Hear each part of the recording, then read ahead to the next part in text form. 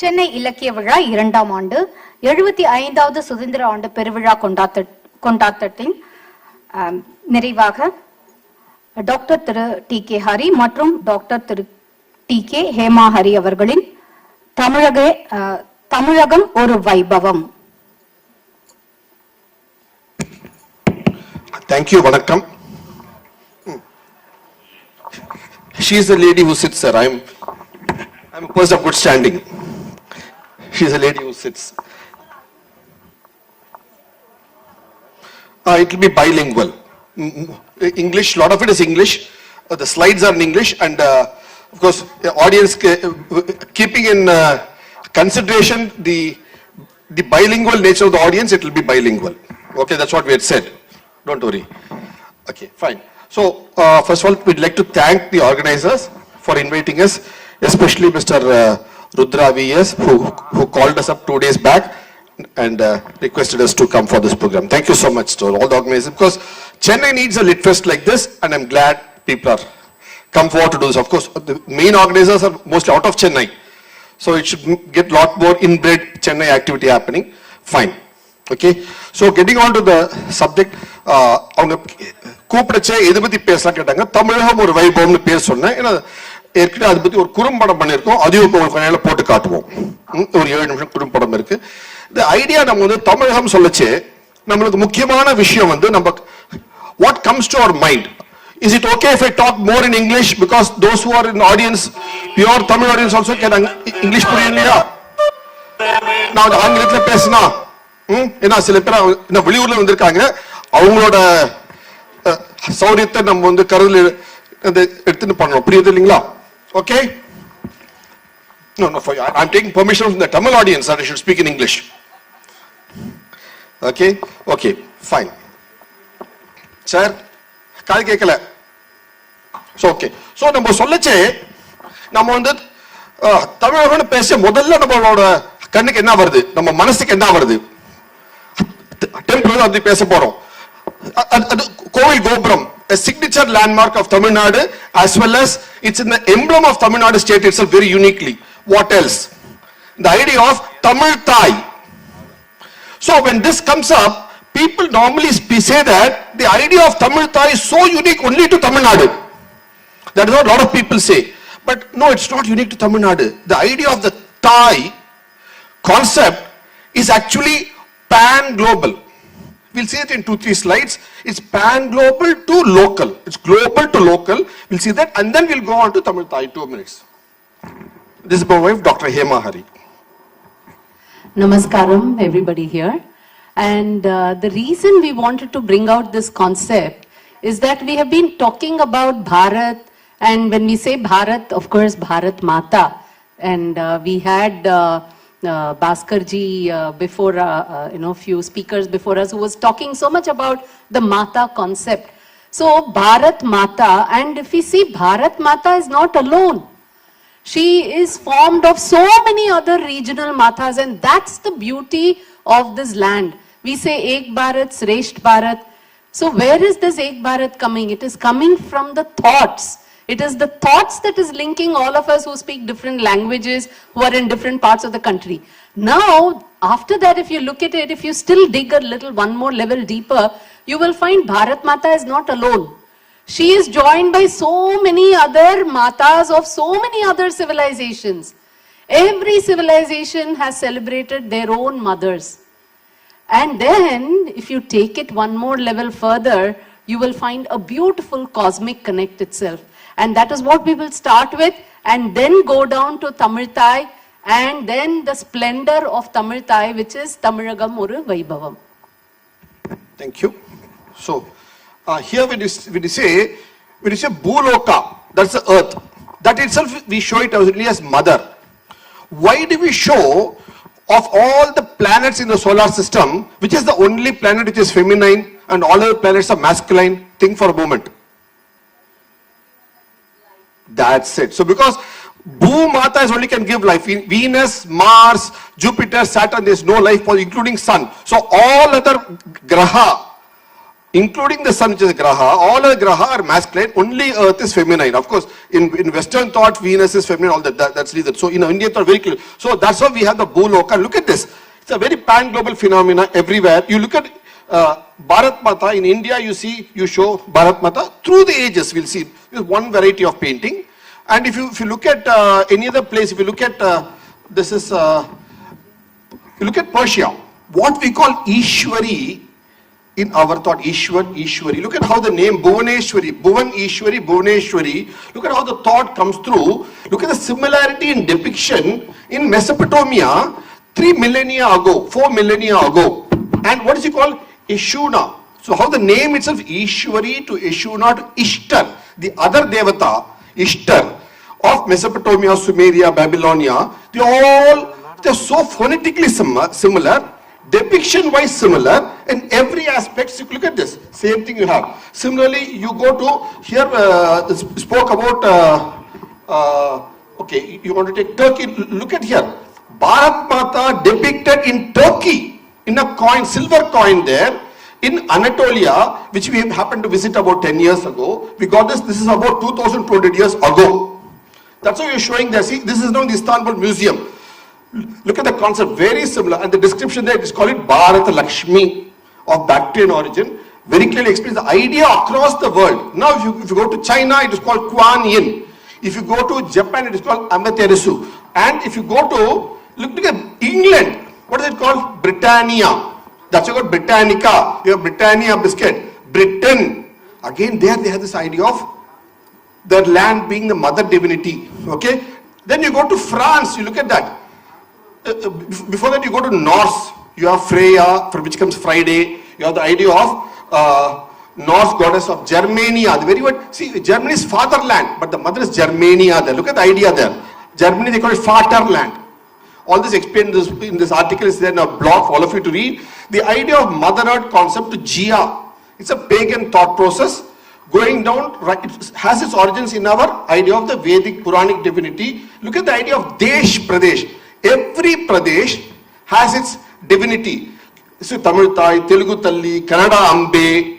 Okay, we have written a book called Telugu Talli, is there for people to see. And the idea of Tamil Thai in Karaikudi. So it's not unique to Tamil Nadu alone is what you're trying to bring out. It is a pan-global phenomena. And to Mother Liberty, which is the famous painting in Russia at the time of the revolution. And where did this painting take its form from? The people who made the Eiffel Tower, which is so famous to Paris, they made the same people, the same metal, same metallurgists, made and gave Statue of Liberty to America.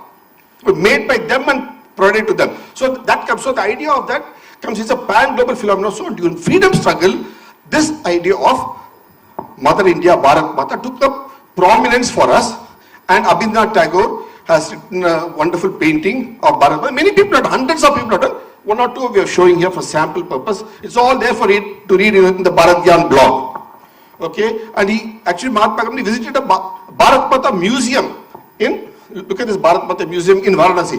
Those who go to Varanasi, please visit the museum. It's a marble plate this size, this hall size museum, fully made with marble, the contours of Bharat.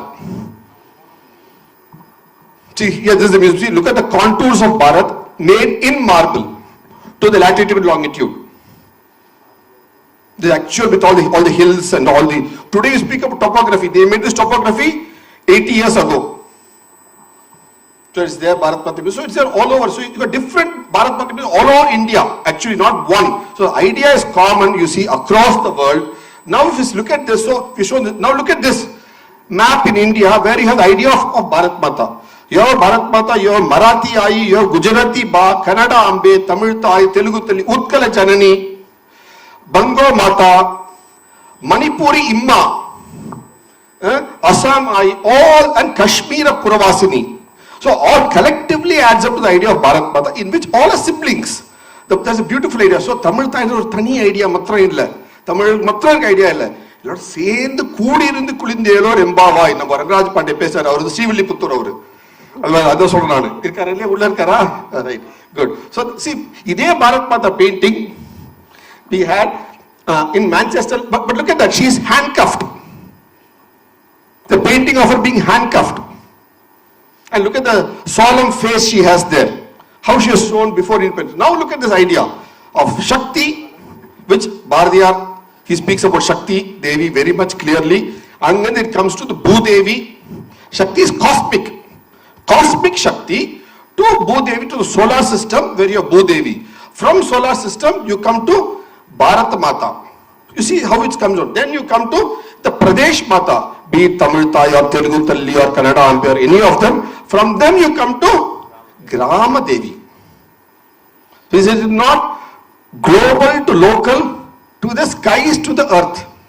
Look at the beautiful connect we have in this land, of the connection of across the civilization. We have seen this and we have seen across times. So, one Grama Devi, adla vandu idu patti eludhirukom thaniya. Tamil Thai, அவள் புன்னகையின் ரகசியம் பாருங்க. தமிழ்நாடு ஸ்டேட்டே பார்த்தீங்கன்னா ஒரு அழகான முகம் மாதிரி இருக்கு. It's like a nice face. அவள் புன்னகையின் ரகசியம் என்ன? That's what we have done in this book. Is available for free read in our website. You can all read that. So நம்ம தமிழ் கல்ச்சர் பார்க்க போனா it's a very hoary culture. பழைய காலத்து culture. ரொம்ப பாரம்பரியமிக்க கல்ச்சர். ஆன்டிக்விட்டி இருக்கு. Glorious இருக்கு.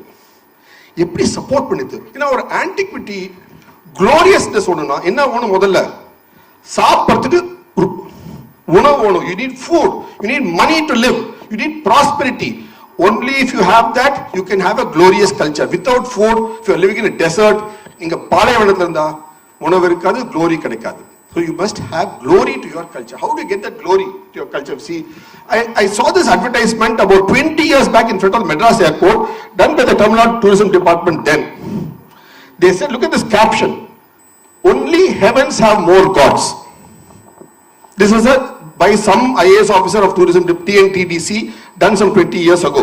It hit my when I was going towards the airport, Chennai airport. That means what? There is profusion of temples in Tamil Nadu.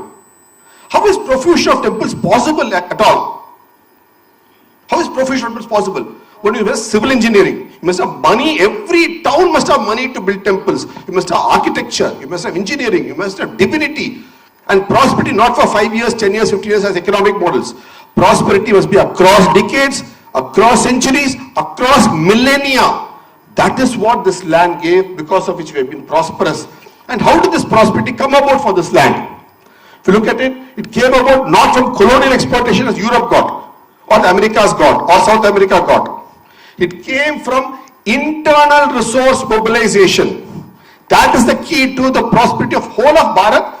Here in this case, Tamil Nadu.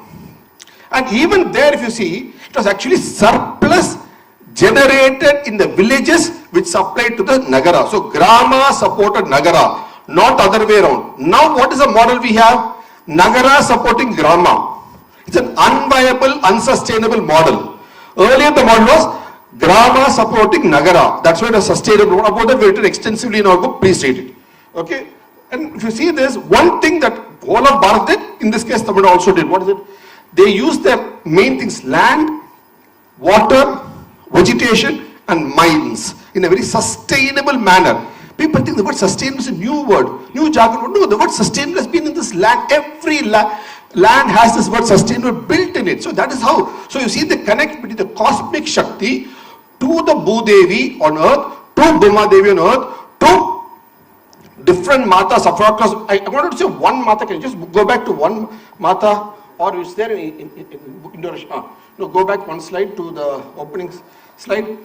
Because few people, both Dr. Raghuraj Pandey as well as Mr. Prabhakar spoke about Bharatiyar. You know, Bharatiyar, he spoke about Mother Russia in one of his poems.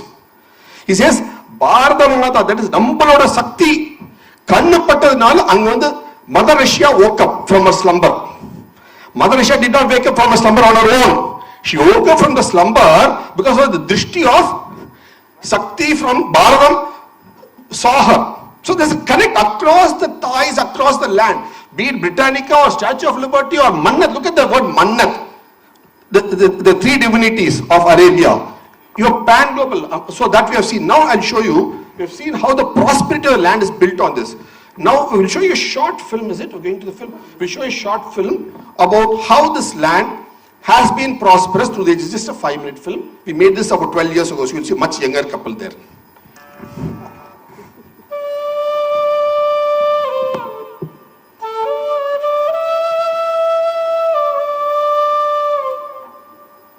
செந்தமிழ்நாடென்னும் போதினிலே இன்பத்தேன் வந்து பாயுது காதினிலே. எங்கள் தந்தைய நாடென்னும் பேச்சினிலே ஒரு சக்தி பிறக்குது மூச்சினிலே.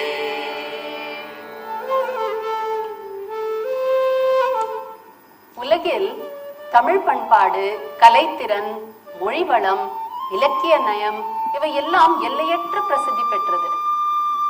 இவைகளுக்கெல்லாம் மூல காரணம் என்னவென்று பார்ப்போமா?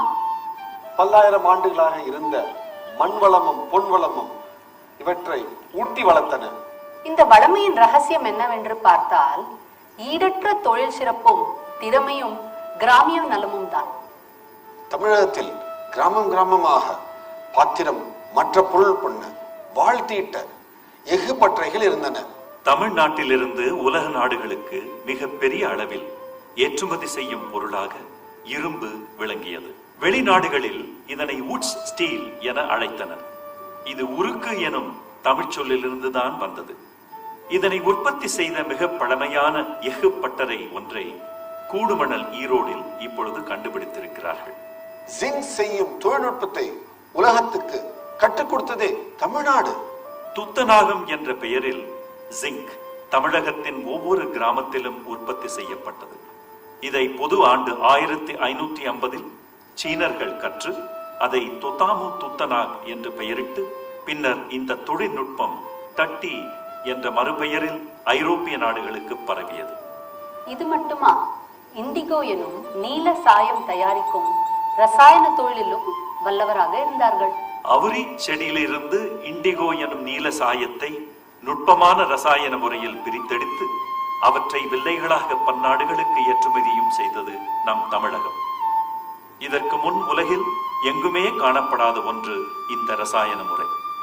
1902 தான் ஜெர்மனியில் ஃபான் பாயர் என்பவருக்கு முதன்முறையாக இம்முறையை கண்டுபிடித்ததற்கு நோபல் பரிசு அளிக்கப்பட்டது. 4000 ஆண்டுகளாக தமிழகத்தில் கிராமம் கிராமமாக சாயப்பட்டறையில் இந்த நுட்பமான தொழிலை கையாண்ட சாதாரண மக்களுக்கு யாரும் எந்த பரிசும் அளிக்கவில்லை. இதுபோல் எண்ணற்ற தொழில் சாதனைகளுக்கு தமிழகமே பிறப்பிடம். இந்த பொருட்களையும் இவ்வறிய நுட்பங்களையும் ஏற்றுமதி செய்ய அவர்களுக்கு கப்பல் தேவையாக இருந்திருக்க வேண்டும். தமிழில் கப்பலை நாவாய் என அழைத்தனர். நேவி, நேவிகேஷன் எனும் ஆங்கில வார்த்தைகளும் நோவா கப்பல் என பைபிளில் கூறப்பட்டதும் நாவா எனும் வேர் சொல்லிலிருந்து வந்திருக்க கூடும். அதே போல் அரிசி என்பதே ஹீப்ரூவில் ரிசா என்றும் ஆங்கிலத்தில் ரைஸ் என்றும் மருவி வந்திருக்கின்றது. தூத்துக்குடி முத்துக்கள் ஐரோப்பா சென்று பொற்காசுகளை தமிழ்நாட்டில் குவித்தன. இத்தனை தொழில்களுக்கும் விவசாயத்துக்கும் அடிப்படை தேவை நீர். ஆனால் இன்று எங்கே பார்த்தாலும் தமிழகத்தில் நீர் பற்றாக்குறை.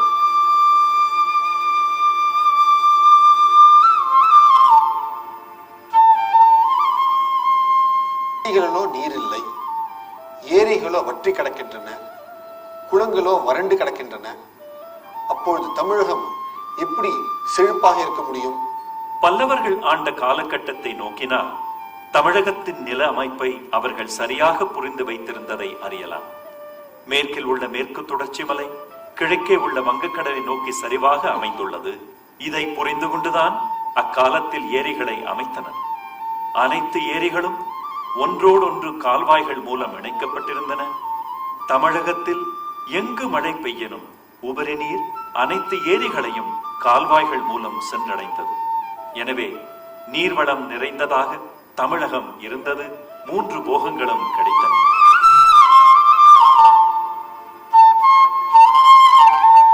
ஏதேனும் ஒரு ஏரியின் கட்டமைப்பை உன்னித்து கவனித்தால் ஏரியின் முகவாயில் உயரமான கருங்கற்களை இடைவெளி விட்டு வரிசையாக ஊன்றிருப்பதை காணலாம்.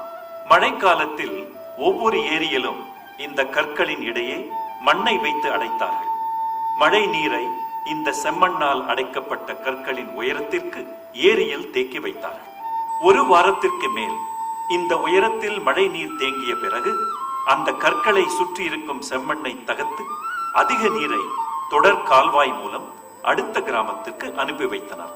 இதற்கு பெயர் கலங்கள்.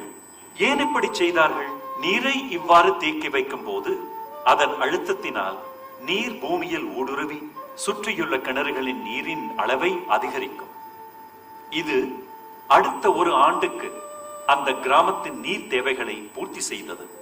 ஒவ்வொரு கிராமத்திலும் இவ்வாறு நீரை தேக்கி வைத்து அடுத்த கிராமத்தில் உள்ள ஏரிக்கு கால்வாய் மூலம் அனுப்பினர்.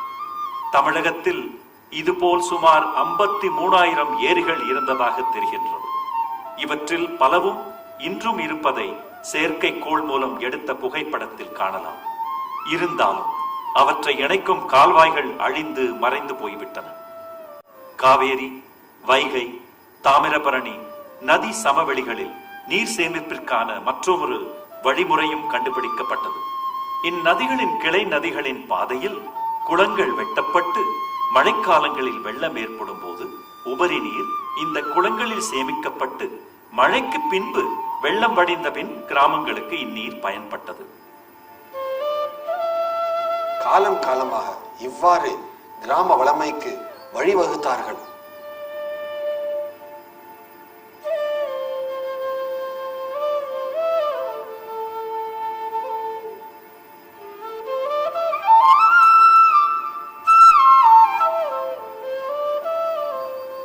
நீர் வளர நெல் வளரும், நெல் வளர குடி வளரும், குடி வளர கோல் வளரும், கோல் வளர கோன் வளரும்.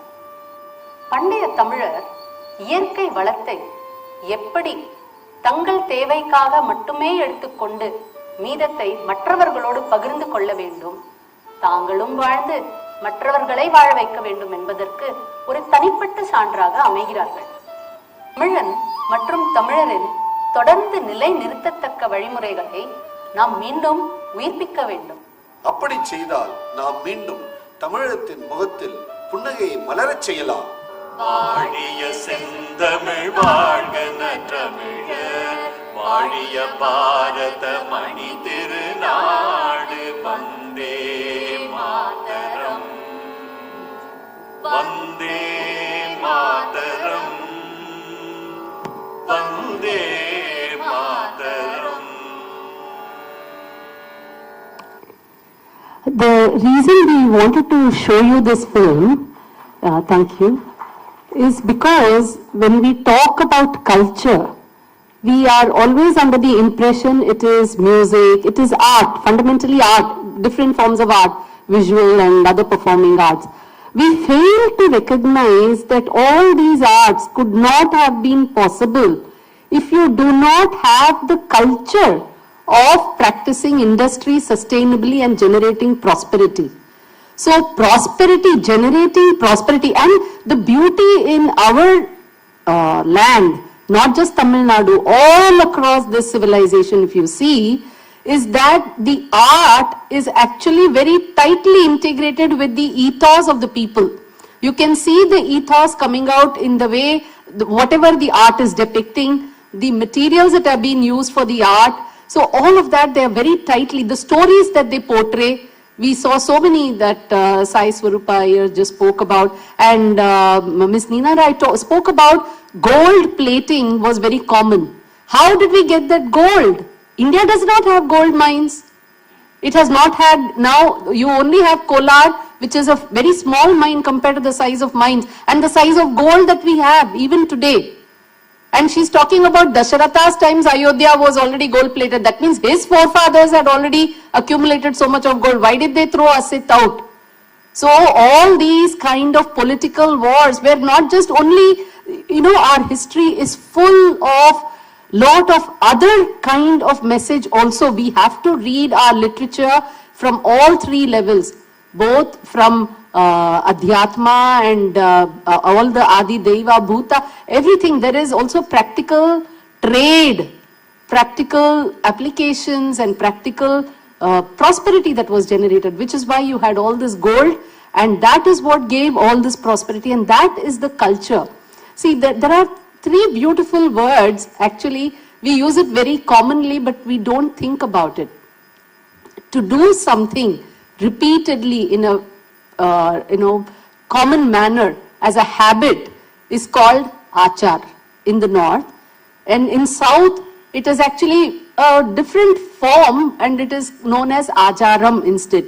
It has become acharam connotation, but actually it means habit. Good, healthy habits is called achar. Now, when you do that achar with a finesse and you have honed it to perfection, that is what is kalachar. So, a habit that you are customized to, but you're doing it with such a great art that it is generating so much of wealth and prosperity and keeping you in a good mental stable condition, that is your kalachar. But yet, look at the beauty. Bharat is supposed to have a common kalachar. But you go from every prant, pradesh, you find it so different. The sari weaves, the designs, the colors, the food, the language, everything is so different. So how is it a kalachar? That is why we have had another beautiful term which is called desachar, which we have very sadly ignored because we said desachar is desandaram, desandaram, it is not advancement. So just ignore it. But what were we doing actually? That achar, when it gets localized to each topography, climate, needs, and resources available, that becomes your desachar. So the people, when in Rome, do as Romans do. We were practicing desachar wherever we went. So every part of this land had its own desachar. So then what is exactly this kalachar? That becomes a question, right? You have achar, you have desachar. Every group of people are practicing their desachar. So what is this kalachar? And that is where the beauty lies. It is the vichar. It is the vichar that you should do desachar. It is the vichar that you should practice desachar. Panditji spoke about freedom. You have freedom, others also have freedom. So that desh also has their desachar. You let them practice their desachar. You practice your desachar. Bring in that diversity and be united in the thought of allowing everybody to practice their desachar, and that gives you that kalachar. So that gives you that refinedness when you know that you can be responsible, you can be mature, you can enjoy your freedom, let others enjoy their freedom, and all together bring in that diversity which is much needed for this world. Today you travel anywhere, go to any part of India or any part of the world, it is the same set of shops, same kind of food, same kind of everything. There is no diversity. So it is time we bring back all our matas, different gram devatas, different matas, pradesha matas, and all of them and celebrate. That is very important today. One more point. Thank you. Very well said. Thank you. I should be appreciating my own wife, but still, I liked what she said. That's why. And each time she says it differently. I've heard her say this multiple times, but every time she gives a different flavor. Now I want to show you one thing, because when we say Tamil Thai, we think Tamil Thai is exclusive only to Tamil Nadu, nobody else has got. We see how Thais are available everywhere, right from Telugu Tali to Kannada Ambe, we see, including Manipur Hema, because instantly when the Manipur governor came, I spoke to him about Manipur Hema and gave him so much notes to use in his governorship there. So now I'm going to show you one thing. Look at this. This idea of Tamil Thai is as ancient as Poompuhar. Look at that. In Poompuhar, this mention that this is a garden deity of Jambudvipe, that is Naval Tivu. Tonmudati. She is old then itself. Poompuhar is one of the earliest excavations that we have in Tamil Nadu. So that's old. What do they say? She's old. She is grand old lady then. That means she's older than old. By then, and of not just Poompuhar city or Poompuhar port, she is of whole of Eurasia. She is a mother divinity for Eurasia. That is Jambudvipam, Naval Tivu. So all the details are available in our book. You can see what it is. So look at that. So the idea of all this is as old as mankind, venerating this. And going on to this point, show the Tamil Thai in this, and then we'll go to the short film on cotton. And next, let's just go back next slide. Same slide. Next. Now, see this. Similarly in Adichanallur, you have the same idea of Tonmudati. Look at the idea going back across excavation sites, and look at this, same thing there, same woman.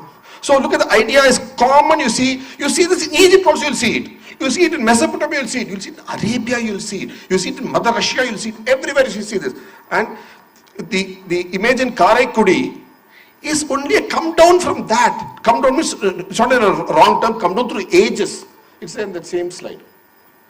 So we showed you that, and see, look at how this connects up to every Gramam has their Devi. So every Grama Devi is connected to the Ma Shakti of the universe. See that.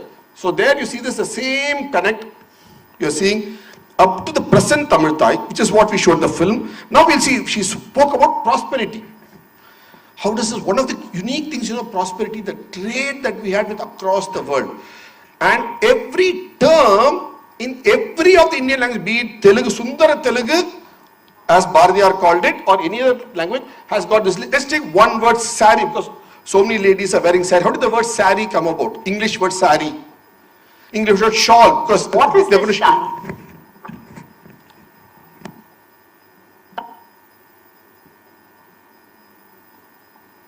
What is this shali?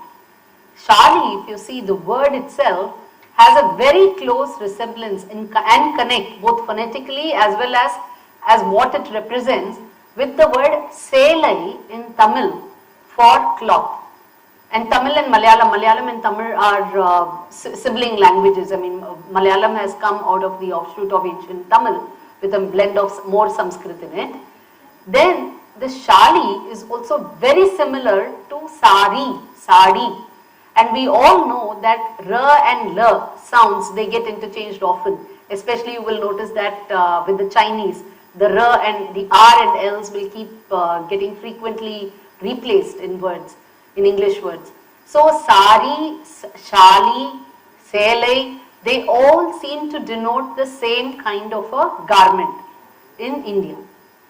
Now this shali, which was exported from this region, which is today called Bayport, in France it gets the name châle, and then in Spanish it becomes châle, and so on in all the European languages, in Italian, German, in Russian too, you find similar sounding words, and finally it morphs into shawl. So the English word shawl. So the word shawl and the item that we use today as shawl, many of us are wont to think that it is an import of a kind of an attire from the West into India, because today we associate the word shawl with a woolen shawl, with something that is for the cold. But actually this word shawl comes from the cotton shali, which was and is still worn in Kerala. The traditional attire in Kerala still consists of this upper cloth, which today of course is called by various names. It is called shali, it is called shalai, it is called tortamundu, different names are there. Look at interestingly, the river near that area is called Chalayar River. So this itself comes from shali aru. Aru means river. So the river, that was also because the rivers were used for inland navigation. So from the hinterland, these rivers would bring all the products that were woven, all the shalis that would be woven, they will come up to Kozhikode, this Bayport port, and from there they would go out and get exported. So this river itself got the name Shali Aru, and today it's known as Chaliyar. So today if you say Chaliyar, nobody remembers that this ancient story of export of Shali from here, but that's this river Chaliyar. And what it also tells us is there were a whole lot of villages along the banks of this river and in the hinterland which were engaged in this activity of weaving the shalis, and so, which is why today you find many clans which are also called Saliga, Salia, Chalian, Sali, Sal, and all such variants of words which have Shali as its base. And there were many clans, jatis that evolved which were experts in weaving this shali.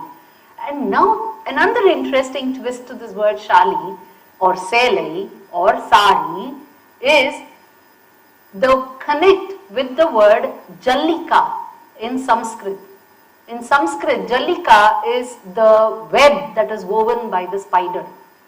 So a spider's web is a jallika. So look at that, jalli, sari, sali, sadi, selai, shali. Isn't it such a beautiful way in which words and Sea was Jalala, I see etymology that. and the whole story has evolved around weaving. And this has been going on actually in this land for millennia. It's a marvel, the fact that Indians learned to cultivate this plant, weave it, and produce so many things that today the world knows it as shawl.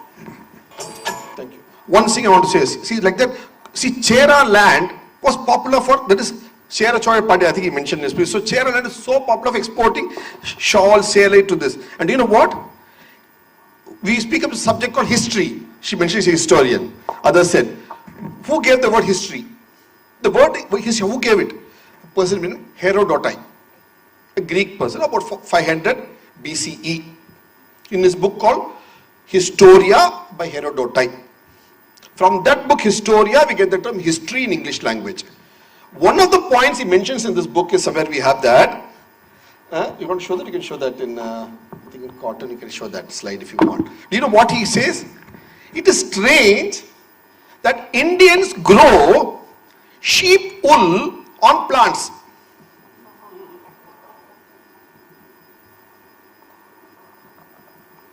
Actually, he says that. It's there, we are taking the Historia quote. It's there in whichever slide it is. Trade, I think trade it will have it.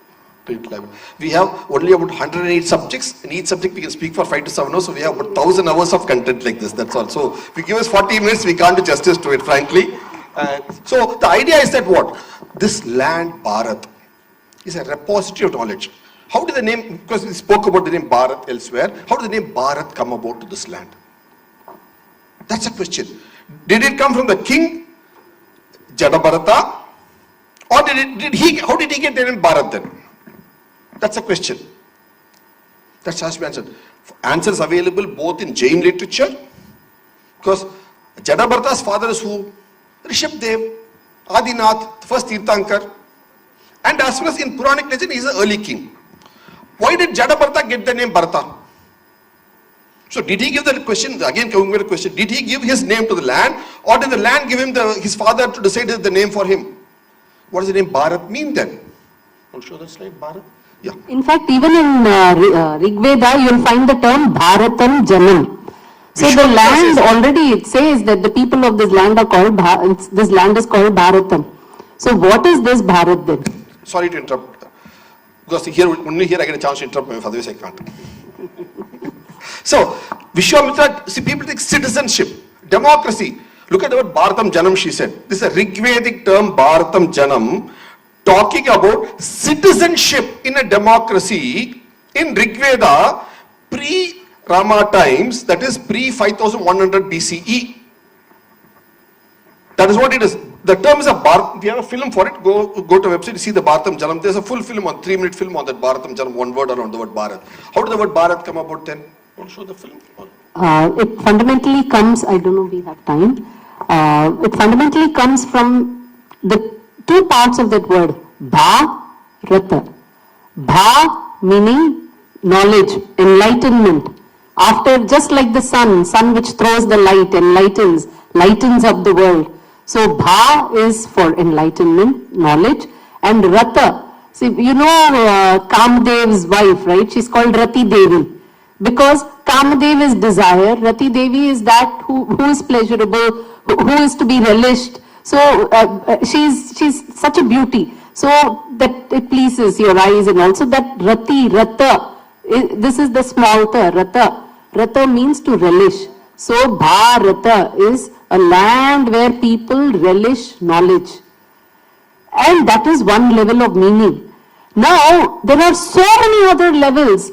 I mean, it just, we feel so sad that we are not able to share so much we have got to talk about Bharat. Share the slide. I'll share the slide to you. Put up there. One second. Can you all think of, because the Litfest I'm saying this word, I'm interrupting her. One second. Your next slide about the 5 things there. Not here. It's not here. It's in trade, brand Bharat. Okay. Fine. The point is, do you know what? Since it's a Litfest, Chennai Litfest, I'm saying this.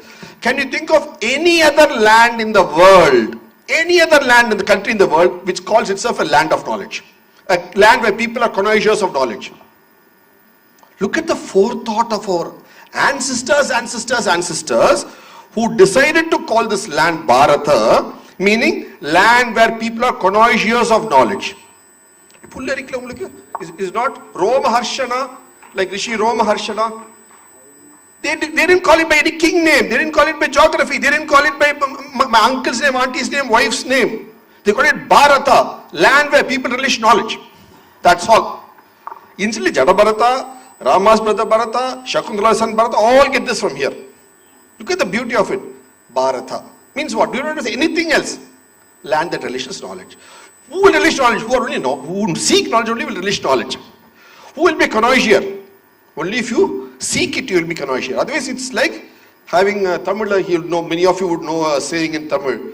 That is, if you keep a camphor in front of a donkey, it will not know anything. No difference at all for it. So like that is the beauty that this land. Are we all not proud to be a Bharata? It's not a name of any particular religion or any particular language or anything. It means land of knowledge. And this holds good not just from this perspective alone, it fits this land from so many perspectives. One is from etymology, other is in literature, like I said in Rigveda, and so many other literature you find the reference to the word Bharat. Then historically, because so many kings have been named Bharat and they brought glory to this land, that this land is also in a way associated with the king, therefore Bharat. Metallurgy, like we saw in the film, Bhartiyo, Bhartan, Bhartiyo, that comes from again Bha, because you need that flame and light and the glow. Metallurgy industry is based on the flame and glow of the flame. So again, that is why it's called Bhartiyo, and that is metallurgy. Some regions continue to use that word for metals. And climate, because the location that we are in, we are very, very fortunate to get both sunshine and rain. So we literally enjoy Bharata. We relish the light of the sun as well. And we relish it at the right time, after, so that we get the rains after the sun and we get good climate to keep growing enough resources for our own prosperity. So and the people, and we are the people who understand all this through the ages. He said we still have rishis here. These are people who understand it. Who is a rishi? It's like a Rajju who can connect different things. If you don't connect, you have to connect various subtle dots. The non-existent subtle dots you have to connect. That's where you become rishi. When you apply it, you become a maharishi. That is what. So at least 75 years have passed since we have got our independence. From now, let us start looking for these, relishing these aspects, understanding what Bharat stands for. Let us understand what Bharat Mata and all the other Matas are and what they're trying to tell us. And hopefully then we will reach our next 25 years and 100 years with much more glory. So we would like to thank organizers of this festival for inviting us. And all this is available in our Bharath Gyan website. BHARATHGYAN, not BHARAT, because those from north will think, because that's an imposter, the authentic side. So most of this data is available for free read, free writing, free viewing. We have got only about some 500 plus short films. We have written only about 108 plus books, physical books published and put up in public domain. We have written only about 700 plus articles on the subject available for all to use. Most of it. And we haven't scratched the surface yet. That's it. We have not even scratched the surface. That's for true. And we conduct courses internationally for audiences. If anybody is interested in joining a serious study course on Bharat, you're welcome to join serious study course, 2 hours a week, every Sunday night or Saturday night or Sunday afternoon. You're welcome to join with us, and you get a proper international credit certificate. You can use it anywhere in the world. And those who cannot, it's $200 per person per quarter. Those who cannot afford it, we will get some of our students to sponsor some students from India. So that means it is 18,000 rupees.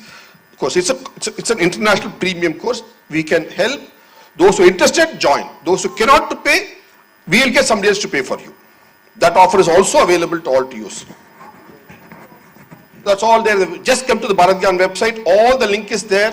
It's there, the top banner. You're welcome to join, those who want. It's a serious course. It's absolute, because you have to take question and answers. If you miss your attendance is there, if you miss 2 sessions continuously, you're automatically dropped off the course. It's all like that serious. They will know what time you logged in, what time you logged out. They will know automatically. You have to read 500 pages of material to answer quiz questions. You have to group participate. It's all involved stuff. It's not like a webinar where you can drop in and drop out. Those who want, because it's a university session, international, and most of the students are all already postdoctoral faculty, professors at different universities across the world, from Australia to India to Germany to US, all those. So welcome. Those who want to relish the knowledge of India, you're welcome in this journey. We'll all jointly relish the knowledge of India. We learn mutually from each other, because this is all Bharatam Janam. Thank you so much for organizing these programs Yes. in Chennai. Dear- Kudos to all of you for organizing. Kudos to all of you. Come. Next edition should be much larger, as Dr. Rangaraj Pandey said. The hall We should be keep more. going everywhere. It'll be so happy to be here and meet everybody here. Thank you very much. As they say, vanakkam. Thank you, Bharatji. Thank you. Vanakkam to all. Thank you ma'am, thank you sir. Bharat மாதா ஏக் மாதா. இந்தியாவில் மட்டும்தான் பெண்களை தாயாகவும் நதியாகவும் போற்றி வணங்கும் பண்பாடு. விவசாயம், தமிழ்தாய், கிராம தேவதை, கிராமிய நலம், மண்வளம், எஃகு பட்டறைகள், இரும்பு பட்டறை, துத்தநாகம், நதிநீர் மேலாண்மை, நீர் வளர நெல் வளரும், நெல் வளர கோல் வளரும், நீர் பாசனம் இந்திய வரலாறு பாரம்பரியம் மிக்கது, அடுத்த தலைமுறைக்கு பயணப்பட வேண்டியது. வேற்றுமையில் ஒற்றுமை காண்பதுதான் இந்தியா. என் இந்தியா, என் பாரதம் வளமானது, வளர்ச்சியானது, உண்மையானது, உறுதியானது.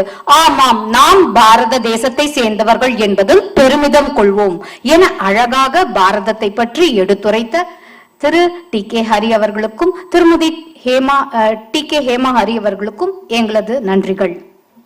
உங்களை கௌரவப்படுத்தும் நேரம் இது. உங்களை கௌரவப்படுத்த இண்டா அனாலிட்டிக்ஸ் எம்டி திரு பரத் கோபு அவர்களை மேடைக்கு அழைக்கிறோம்.